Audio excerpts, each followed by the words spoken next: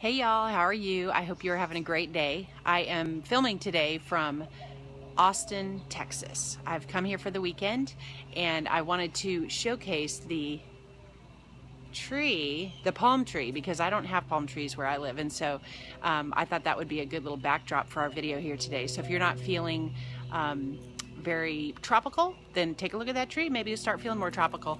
Anyway, I hope you're having a great day. And today I wanted to talk about the words that we use. So it could be a single word or it could be a phrase that we use or something like that. But the importance, number one, the importance of the words that we choose to use that come out of our mouth, and also just becoming more aware of the words that we use.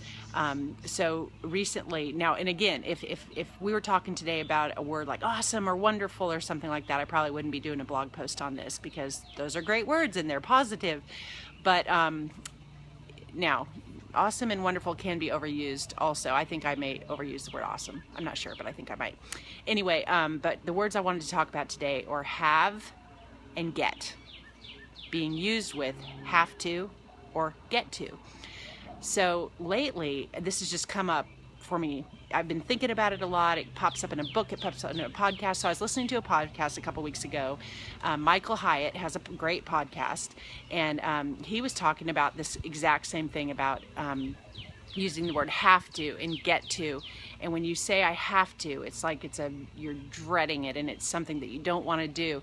But oftentimes we will innocently use those words. I have to go to the grocery store, or I have to go pick up my kids from school, or I have to, whatever, you fill in the blank. But those are things that if we could just change that word to I get to go to the grocery store today, or I get to go pick up my kids. I even get to go to the dentist. Because if you think about it, most of you watching this video right now, you can afford to go buy groceries at the grocery store.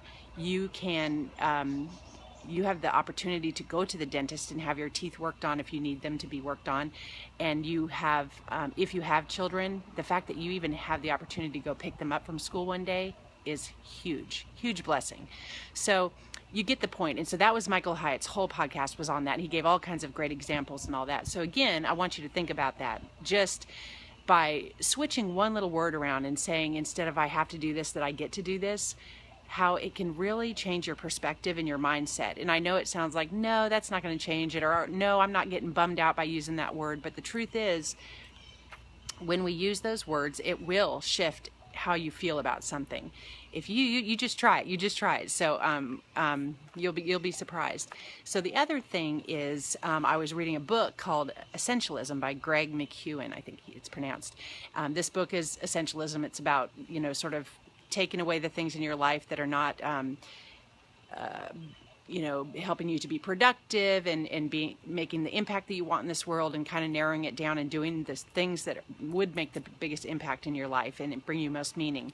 And so in that book, they talked about the idea, sort of the same idea too, but it's about making choices. So you are making choices in your life. So for example, if you're saying, I have to go grocery shopping, and that is a choice that you're making. Now, again, when thinking about the essentialism part of the book, you might decide, okay, I need to look at some of these choices that I'm making in my life. If it's grocery shopping, or it might be I have to go to this second job that I have, or I have to, you fill in the blank.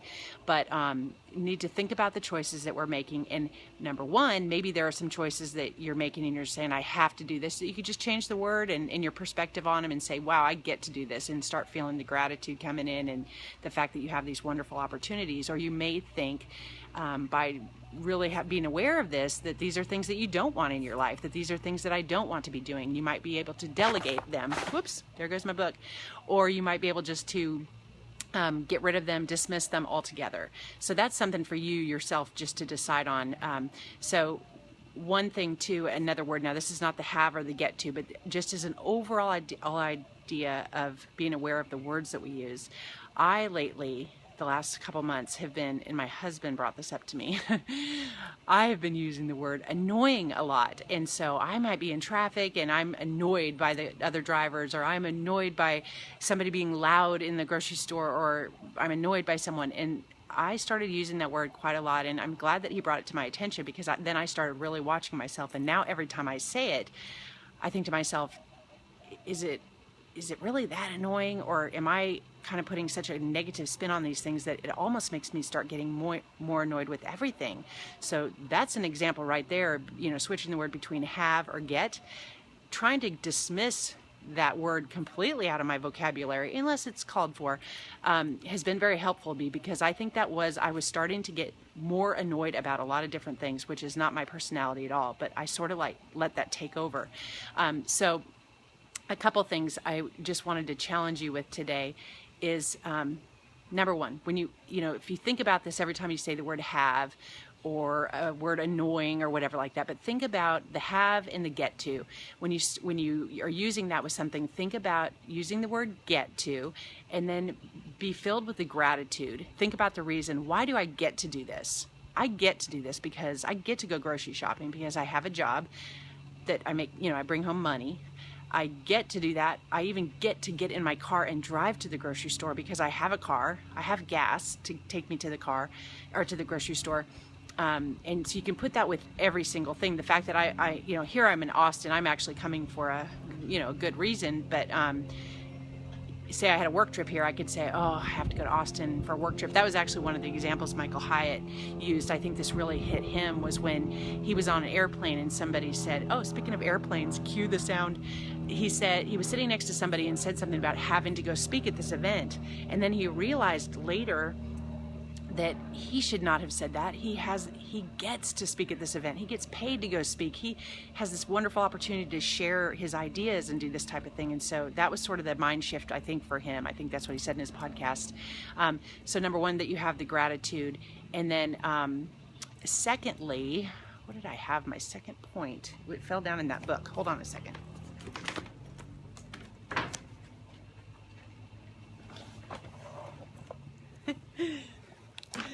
Sorry, I did write a couple notes and I had 3 points. Okay, yeah, 2. So again, just make sure that you're recognizing the use of the words that you're using, because if you are recognizing them and you're aware of them, that you can just be more aware to make a possible change, either just changing the word or changing the choices that you're making. You may decide, boy, I really use that word have to, or, you know, I roll my eyes when I am faced with having to do a certain task or go do something. Well, then maybe that's a great opportunity for you to become aware that that's something that you need to get rid of in your life. If that's not providing you, you know, happiness, if it's not, you know, making it so that you more useful, so that you can be more impactful in your community, or whatever it is that's important to you. It's about being meaningful to you. What are the things that are meaningful to you, and what choices are you making to do the things that that go along with that? And then the third, so the first was, you know, be filled with gratitude. Just think about the things that you're grateful for, and that should help you to turn that around. The second was to recognize the use of the word have, and make some changes if you need to in those choices that you're doing. And then the third is to be a good role model. I go back to this in a lot of my blog posts. I talk about gratitude and also being a good role model. We all have an opportunity to be a role model to people in our lives, whether it's someone in our family, like a spouse, a sibling, a mom or a dad, your children. By changing some of the words that we use, they're watching us and they're seeing how we react to things, how we look at things in our worlds, what our perspective is, and that kind of thing. So you could be a good role model. Same thing goes with your friends. If you're a person and your friends see that, wow, that person always has a really good outlook on life, or has a real positive outlook, then that's something that might encourage them or help them to make sort of a switch in the way that they use words. And then ultimately also it will make a change in how that they even see the world in a more positive light, a more light filled with gratitude also. And then also being a good role model for you know, your colleagues at work even. Imagine this. You go in, you're in a meeting, this normal report that you have always hated putting together. It's like this mammoth Excel spreadsheet that you just like can't even deal with. In the past, you've always rolled your eyes, you've grumbled about it, and can you imagine if you go into this meeting at the end, you're like, all right, guys, this is great. I get to go do this report. I'm looking forward to learning. I'm looking forward to getting this information because this will help us to do better in our business. Can you imagine the change? These people, number one, would think you'd fallen off the, you know, crazy train or something, but no, really, I think that they would see a huge change in how you're approaching things. Why dread something when you're doing this at your job? And again, if it comes back to you cannot stand doing that report, you don't want to breathe another day if you're doing that report, then think about changing your job or delegating that task out or something like that. So make the choices in your life so that what you're doing is more meaningful to you, has more purpose. You're able to also use the gifts that you're best at and that sort of thing. So anyway, that's just a couple thoughts. So I wanted to ask you this question. So just when you are done here with this video, take a couple minutes and just think about, okay, where do I see the words, have to, and how can I change that to get to? Number one, in your life, whatever it is, just think about the different things that you do all the time. And secondly, how you can change the wording, even if it's me or eliminating the word annoying from my vocabulary. Maybe not eliminating it, but getting rid of it in most cases, because it's just a negative thing and I'm way overusing it. So that's something to just being aware of that. And then also what sort of haves in your life just completely need to be dismissed. So just think about that. And I hope you make some good choices, and I hope this is an encouragement to you. And maybe you have already made this change and you are one of the positive people that people do look on as a role model. And if that's you, we appreciate you and we thank you. And I hope you all have a great day, and we'll talk to you next time. Bye.